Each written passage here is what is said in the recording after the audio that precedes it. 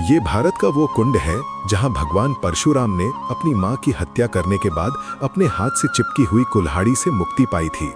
ये कहानी है महान ऋषि जमदग्नि और उनकी पत्नी पतिव्रता रेणुका की। कहते हैं रेणुका हर दिन नदी से कच्चे घड़े में संगीत पानी लाती थी और उनके सतीत्व के बल से वो घड़ा टूटता नहीं था।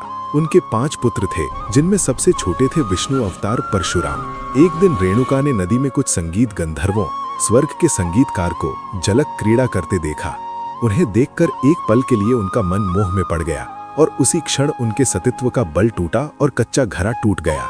जब वो आश्रम लौटी तो ऋषि जमदग्नि ने अपने योग बल संगीत से जान लिया कि उनका मन भटक गया था। वो इतने क्रोधित हुए कि उन्होंने अपने पुत्रों को आज्ञा संगीत दी, अपनी मां का वध कर दो। जब चारों बड़े भाइयों ने मना कर दिया तो क्रोधित संगीत पिता ने उन्हें तुरंत पत्थर बन जाने का श्राप दे दिया। इसके बाद परशुराम ने पिता की आज्ञा को अपना धर्म समझा।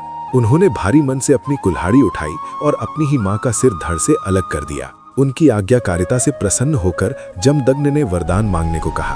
परशुराम ने तुरंत अपनी मां को फिर से जीवित संगीत करने और साथ ही पत्थर बन चुके अपने चारों भाइयों को भी मुक्त करने का वर मांग लिया।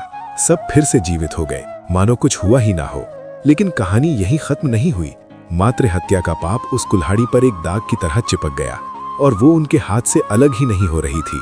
उस पाप से मुक्ति पाने के लिए वो दर दर भटकते रहे, लेकिन कोई भी तीर्थ उस कुल्हाड़ी को छुड़ा नहीं सका।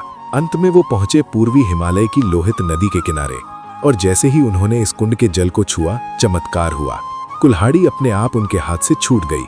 यही पवित्र स्थान आज अरुणाचल प्रदेश में परशुराम कुंड के नाम से जाना जाता है। आज भी हर साल मकर संक्रांति पर हजारों श्रद्धालु यहाँ संगीत, इस विश्वास के साथ डुबकी लगाने आते हैं कि ये कुंड उनके सारे पापों को धो डालता है, ठीक वैसे ही जैसे इसने स्वयं भगवान परशुराम को पाप मुक्त किया था।